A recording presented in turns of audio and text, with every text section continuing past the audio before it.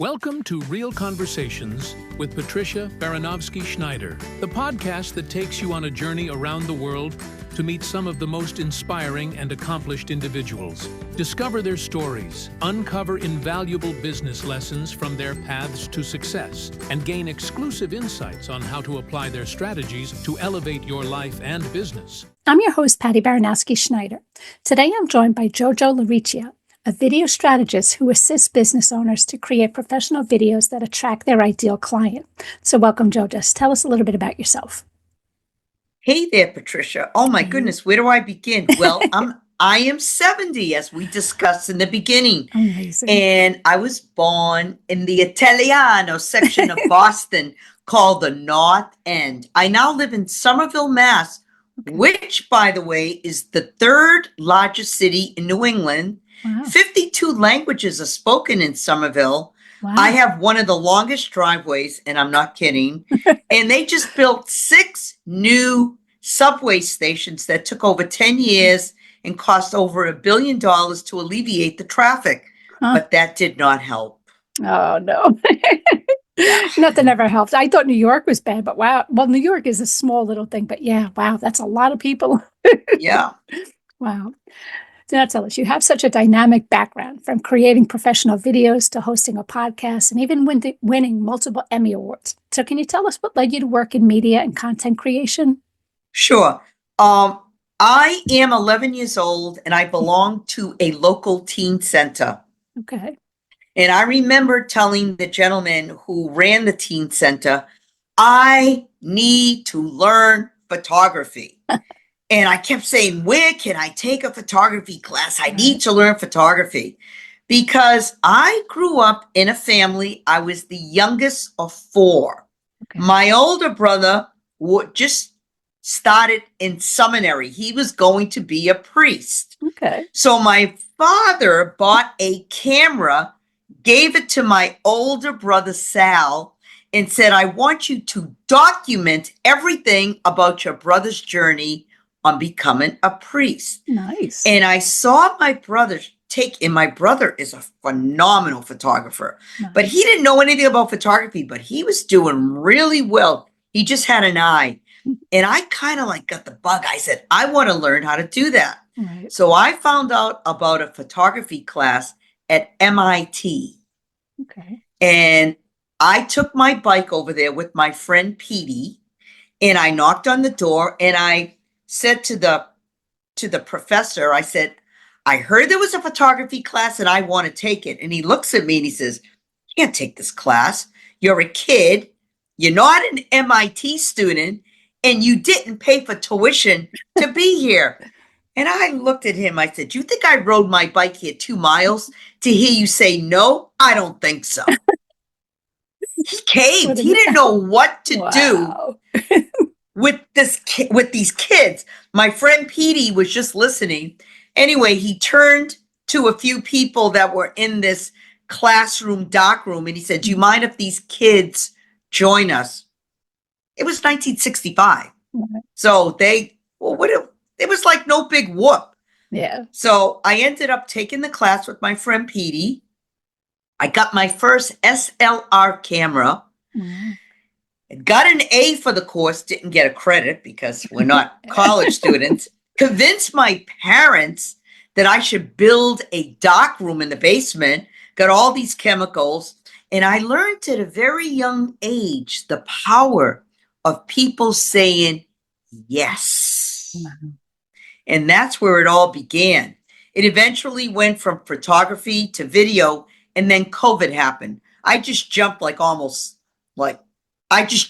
55 years for you here. Wow. And anyway, COVID happens and I just said, what am I going to do now?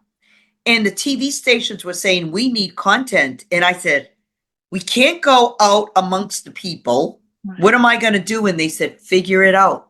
If anyone can figure it out, it's you. And so I started getting very creative, and I realized that having, I also in between, I never won an Emmy. I was nominated for 4 local Emmys, and that's a very big deal. Came close, didn't win though. I did build 2 recording studios, and they were really very big and they were awesome. They were state of the art. Wow. And what I learned was you can have the best book, the best song, the best video, but unless you have the right distribution attached to it, Right. it goes nowhere. So during COVID, I studied and took all these courses on marketing, distribution. Right.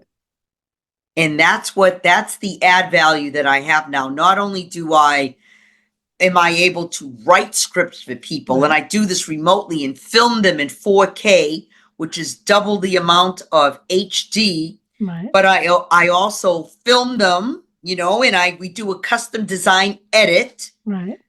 And then I help you to market and distribute the video on over 100 platforms. Wow. And That's there you awesome. have it. Yeah. Yeah.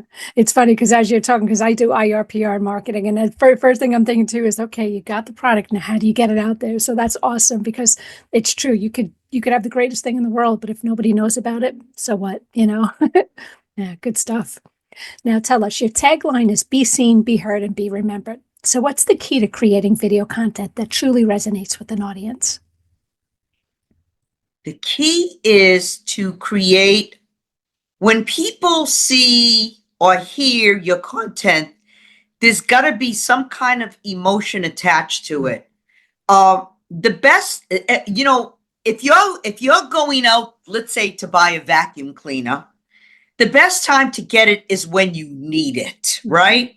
So you may see something that's exceptional, but if you don't need that product at the time, then it's not worth anything to you. The best time to buy something or do something is when it's the right time. And by the way, I didn't know we were going to do a podcast today, but you said, do you want to do a podcast? And the answer is, yeah. Okay. Yeah. Let's do it. Well, you obviously proved you just hit the ground running, and I think that's awesome. It's kind of like if someone asks you to do something, when people hesitate, then it becomes too late. The time to see something is in the moment. A lot of people say, oh, I want to think about that. That is when they fail. In order to keep up with what you're doing, you always have to be ready to step into any situation that's given to you. And I mean any situation.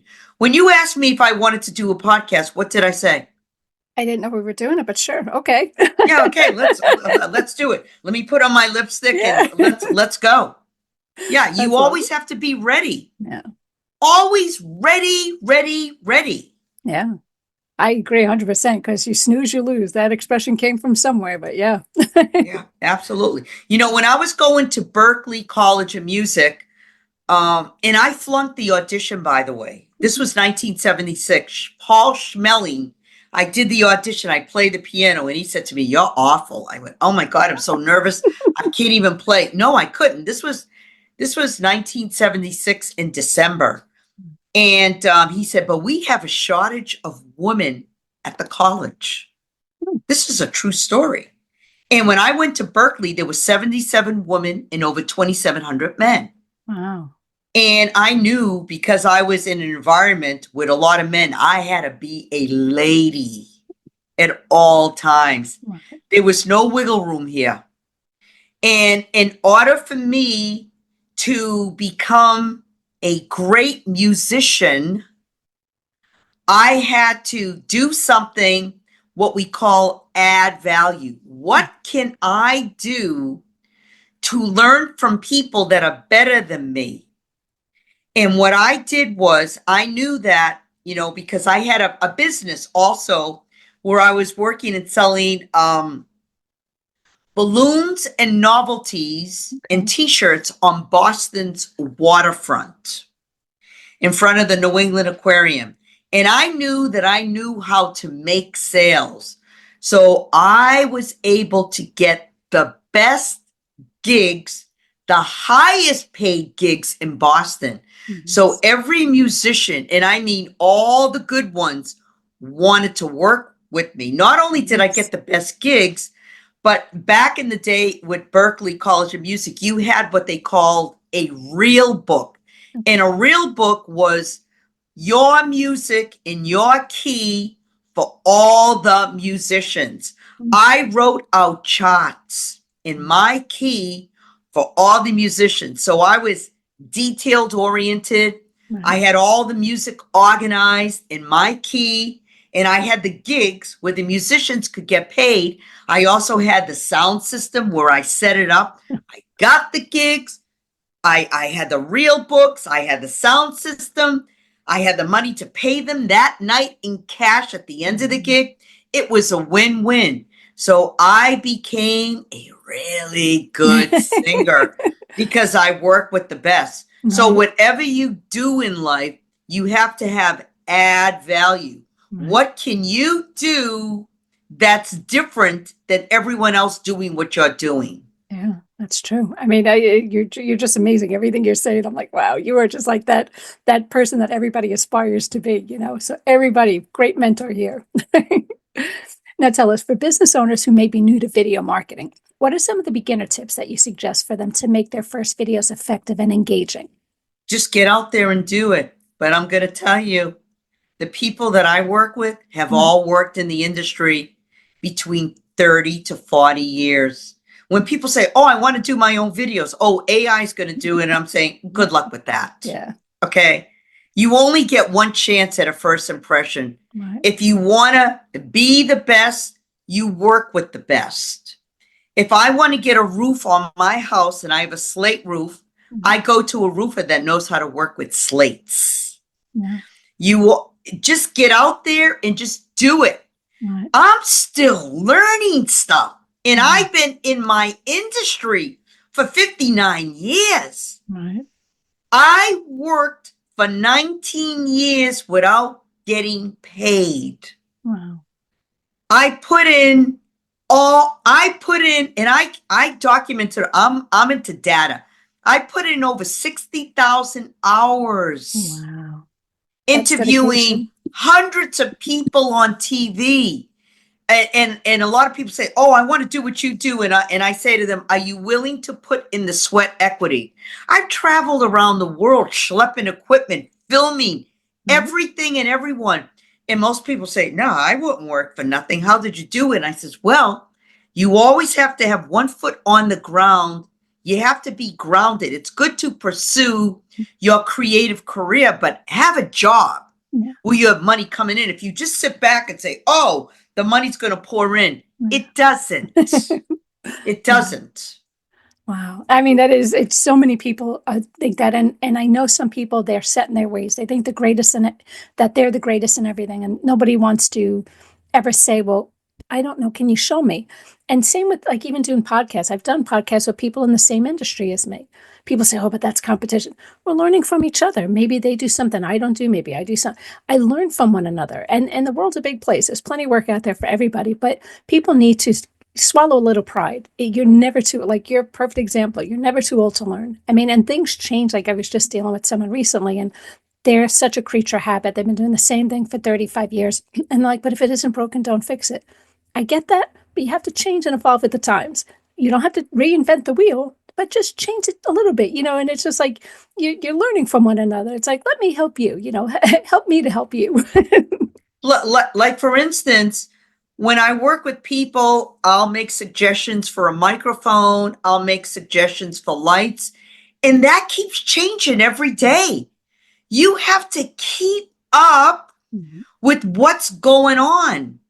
If I handed you a Nikon camera and it was a very high-end camera, people think because they have a tool that does great things that automatically they're behind it, that they can create this great outcome. The answer is no, that's not how it works. Practice, practice, practice, practice, practice, practice, practice. I just had someone who knew me from 45 years ago said to me, oh, I really thought that you were going to be that person to make it to the top in the music industry. Let me show you this. I was on MTV. This was me. Let me see, 1986. Okay, look at the hair. Wow. I Okay? love the total 80s. Yeah. Yeah. And I said to him, it is a godsend that I never made it to the top because things are not always what they appear to be. It's true. As a woman, I was told that I would have to sleep to the top. And I said, screw that. I mean, I don't mean screw that. I mean, no pun intended. No, I get it. Yeah. I just said, I'm not going to sell my soul. Yeah. You know, there's a saying, what does it profit a man to gain the whole world for the loss of his own soul? I said, I'm not going to sell my soul. I'm not going to sell my body. I'm not that person. Right. It's not happening. I said, I don't need this. Right. So, you know, I prayed. I said, God, please put me into the creative realm because that's where I'm my happiest. I don't care what I'm doing. I don't care if I'm knitting gloves, if I'm taking photographs, as long as I'm creative and I can bring joy to the world, that's all I want to do, and I will be content. You know, it's funny because that's the one thing I always say with marketing that I love the most is being creative. So you have two people doing the same thing. What makes you so special? Let's find how you could be creative. And it is true what you say. Back in the 80s, I was doing the modeling thing, and it was the same thing. Everybody, you had to sleep, or that was the plan was you were supposed to sleep with people to try to get ahead. Or back in those days, I'm 5'9.5". I weighed 130 pounds. I got told I should be in big women modeling. And I'm like, I was already skinny. They wanted me down to be anorexic. And I'm like, this is the world we live in. So I salute you, you know, just keep, you know, get those broad shoulders and make it happen. Right. Exactly. Yeah. Good for you, Patricia. Good for you for standing up for what you believe in. Yeah, it just wasn't easy, but yeah, you do what you got to do. Now tell us, you specialize in creating short, impactful videos for social media. So what's the secret to making an impression in just 1 or 2 minutes?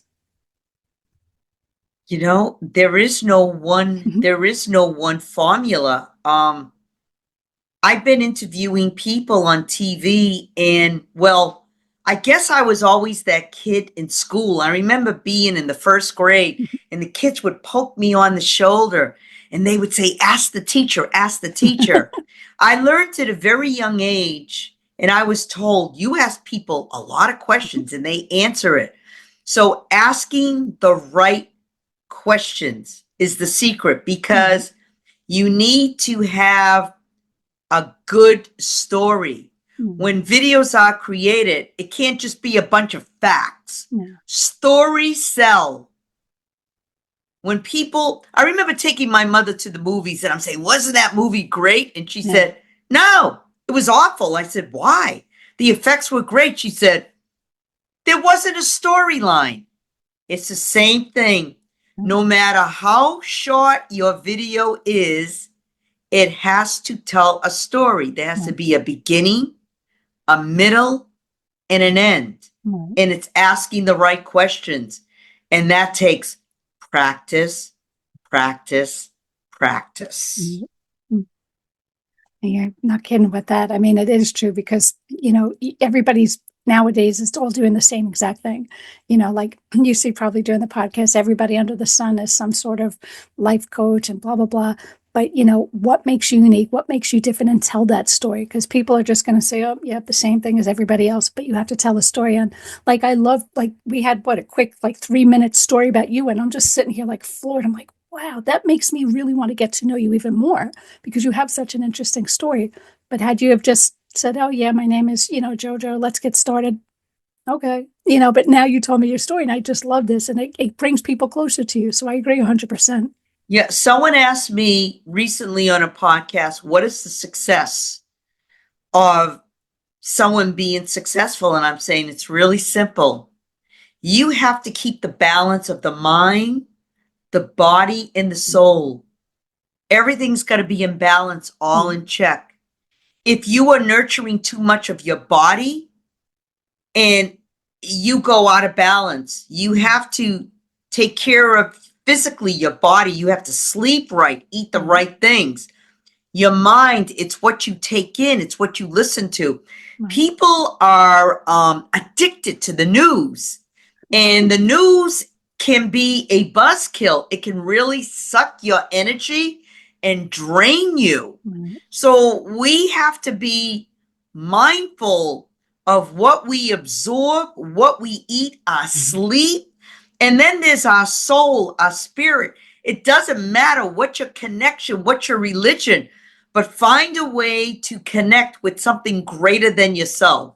And we were all created for something. When some people say, oh, I don't believe in this, I don't believe in that. Well, how did you think we got here? You think it was just by chance? Yeah. So, yeah, there's the balance of the mind, the body, and the soul. Yeah. And that's it. Yeah. And we, we're here for a reason, People just say, oh, it just happened. No, we're here for a reason. And you have to do the best that you can with what you got. And, hope that in the very end that we did it right, Yeah, and every single person on this planet has a gift. Every single person on the planet is here for a reason.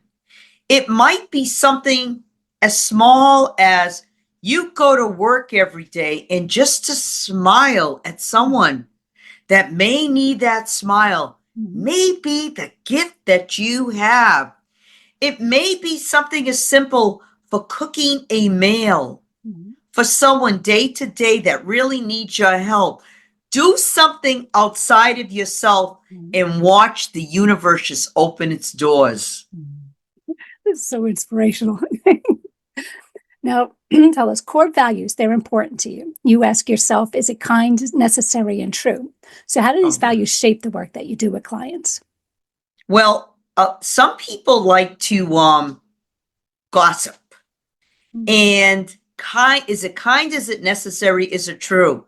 Often when you're with groups of people, somebody's like about somebody. And I say to them, is it kind? Is it necessary? Is it true? If it's not going to serve the greater good, then just zip it. And that's it. That's it in a nutshell. I was with a friend the other day. She says, I know if I tell you something, it's not going to go anywhere between you and me. And I said, and it won't, because I learned, and I won't say at a young age, because I could remember like maybe 15 years ago spilling the beans and it wasn't good. And someone said, you can't keep your mouth shut. And I just went, whoa. The point is that we're all going to get caught in that. And it's a hard lesson. Like, just if someone says something to you, don't repeat it and you won't get into trouble. Not even to your other half. Just don't repeat it. Say nothing. Don't disperse it. Don't let it out, and it won't go anywhere. Put the lid on it. Yeah, good point, because it is true. So many people have something to say, and it's almost like the game of telephone as a kid. What was said, by the time it comes out, it's like, where'd that come from? It's just the gossip chain, and it's and then the poor person who they were talking about, instead of verifying was it true, because I just had that with somebody else. They spread this whole story, which based on a thought that they had. It wasn't even true, but now you just got all these people thinking this negative thing that's not even what happened, but people just need to zip it sometimes. Yeah. Now, you're a cancer survivor and you've been on a health journey, so losing nearly 50 pounds. Like, how have these personal experiences influenced your approach to life and work? Well, first off, having less weight is not about a vanity thing. It's not buying more clothes. No. It's about when we are our body is our temple. So we can either treat it good or we can abuse it. When we treat it good, it serves us. It's no other way to put it. We're able to move more fluid. I know that when I have less weight, I have more energy. It's that simple. When you have more weight, it just holds you down.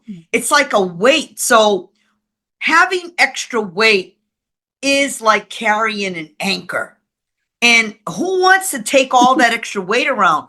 And when you go to for your physical, let's say, and a doctor, will say, well, you don't need this weight, because It may be affecting your organs. It may affect your cholesterol.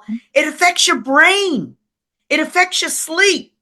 That's why the weight is not necessary. Who cares? Really, when you think about it, it's not who cares about the way you look. Sure, you want to look good, but having a lot of extra weight is not healthy for the mind, the body, and the soul. Right.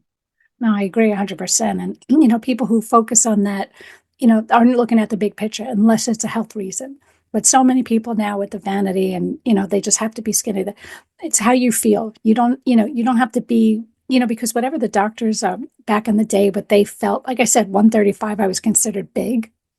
It's like, where was that base? That's insane. That's just wrong. Yeah. But even so, I mean, nowadays, I think the doctors are evolving where you could be, what would have been considered obese back then. I mean, do I look obese to you? But now, I feel like fantastic. Well, I feel You're like beautiful.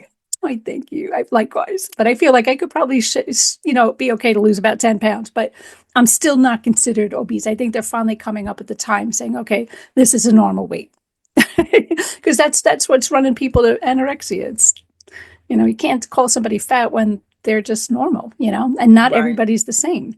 Mm-hmm. Yeah. So now tell us, video content creation. It's intimidating for a lot of people. So what would you say to a business owner who's hesitant about putting themselves out there on video? I would say to them, let's work together. I'm going to calm you down. I know exactly what to ask you. Right. It's funny. I was doing this video with this gentleman. His name is Nick. I won't give his last name. And I said, Nick, when I'm directing you, I'm going to bring the tone of my voice down. He's Italian. And I said, and I won't yell at you. He says, no, I want you to yell at me. I said, oh, I forgot you're Italian. Yeah, I would just tell people, don't worry about the way about what you're going to wear or what's going to happen. I'm here to guide you every step of the way. I'm going to make the process easy and fun. We're going to get optimal results, and you're going to make money from your video. Because the whole idea of being seen, heard, and remembered is to make sure that your video is placed in all the right places with all the right information attached to it. And I'm going to help you to be seen, heard, and remembered. It's that simple. Awesome. I said, I can bring the clients to you, but it's up to you to close the deal. I'm not going to be there for you to close the deal. You have to close the deal, but I'll get the people to you. Right. Get their foot in the door. That's the biggest hurdle for most people anyway. Nice. Now, can you tell us about Somerville Connects? What inspired you to start the podcast? And what's been I did start the podcast. I am not actively doing the podcast. And there's a reason why I'm not doing it. Because I did 100 episodes. Right. Okay. And I love interviewing people, and I could do this forever. I mean, I don't have a problem asking questions, interviewing people. But if you Google my name, there's hundreds and hundreds and hundreds and hundreds and hundreds of TV episodes. There's 100 podcasts. And I just said, I'm giving it all away for free. Yeah. I was giving it all away for free. And I just said, you know what? It's time for me to get paid for what I do. So now I get paid for what I do. I'm 70. I haven't always been paid. I just started getting paid since 2021. Wow. I was given everything for free. If you wanted me to work with you on a video, and you said to me, I need you for $300-400, I would say to you, you don't have to pay me a dime, but just feed me. I would spend hundreds of hours of video editing. I didn't get paid. I was just there to work with you for free. I can't do that anymore. I just can't. Yeah. And it's unfortunate because I don't know how your experience, but at least in mine, people just abuse that. They'll pass it on. Oh, she'll do it for nothing because they know what it cost, So hopefully they didn't abuse you, but. So it was my choice. Yeah. I chose that. No one abused me. Yeah. But it's funny that some of the people that I work with and I tell them I'm getting paid, they would say, oh, I have to pay for that now? I said, yep. And I just said, okay, well, it is what it is. But now I don't have a problem getting paid. People see the value. One guy, I showed someone a video. Right. There was almost $1 million deal from the one video, one time being seen. Wow. Another guy made an extra $1 million in the first year, but I Wow. did 14 videos with him. Videos make the money. A legal person that I work with, Nancy Delane, I said, Nancy, it's been 3 years. I want you to give me the straight up. Nancy Delane, IP attorney, she said to me, JoJo, I'm going to give it to you straight. My business has increased 20 to 25% each year, Wow. and the caliber of my clients have improved. She said, that's it.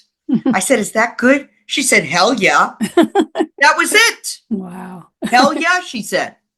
Oh, see, actions speak right there. It's just, Yeah. the proof is in the pudding. Wow. Now tell us, you've worn so many hats, from a producer, director, singer, songwriter. So what's next for you? Are there any exciting projects or goals on the horizon? You know what? It just might be. You're gonna have to. You're gonna have to wait and see. I'm not gonna tell you. Suspense. Yeah, and the reason why I'm not gonna tell you is because when you say something before it happens, you disperse the air out of the balloon. Okay, So I'm keeping it. I'm keeping it bottled up. I do have something on the horizon, and I'm working on it. And if it's meant to be, it'll be. And if not, no one else knows about it except myself. So everybody stay tuned. yeah, I'm just going to leave it at that. All right, fair enough. I'll have everybody following you now. Now, anything else you want to add that we didn't touch on? Just follow your passions and follow your dreams, and keep the mind, the body, and the soul all connected and in balance, and you will see great things happening. And everyone should do a podcast with Patricia Schneider. You're too sweet. Now, how can people get a hold of you or learn more about you? If people want to get a hold of me, just Google JoJo LaRiccia. JoJo. LaRiccia is LaRiccia. JoJo LaRiccia. Nice. And that's it. Just Google my name and you'll see things popping up. You'll be everywhere. Well, thanks again for being on the show. Again, that was JoJo LaRiccia. Never miss an episode by subscribing to the channel. So thank you again.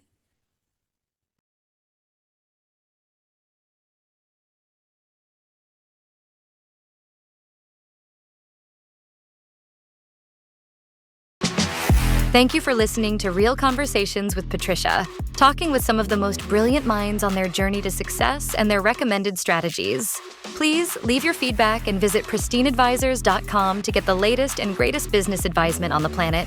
Feel free to let me know your thoughts, suggestions, and anything else you'd like me to cover. Together, we can make success happen for all.